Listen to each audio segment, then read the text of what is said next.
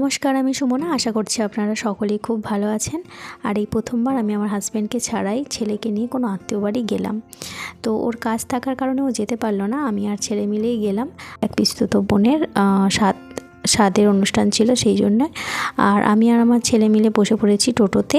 আর প্রায় 1.5 থেকে 2 ঘন্টার রাস্তা। শুধু টোটো নয়, টোটোর পরেও আর একটা টোটো ধরতে হয়েছিল, তারপরেও আবার একটা টোটো, প্রায় 3 থেকে 4টের মতো গাড়ি চেঞ্জ করে যেতে হয়। তো এই জন্যে একটু টেনশন লাগছিল, ছেলেকে নিয়ে প্রথমবার তো যাচ্ছি অনেক দূরে, সেই কারণে।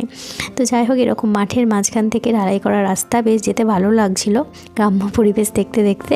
তো অবশেষে চলে আসি পিসির বাড়িতেই পিসতুতো বোনের স্বাদটা হচ্ছিল। তো তারপর ও রেডি হয়ে বসে যায় স্বাদ খেতে। অনেকজন এসেছিলো, আত্মীয় স্বজন অনেকজনই।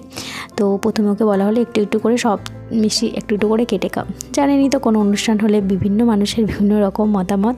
যাই হোক, ও যতটুকু পারলো খেলো। তারপর একটা বাচ্চা নাকি কোলে বসাতে হয়, তারপর আমার ছেলেকেই বসিয়েছিল।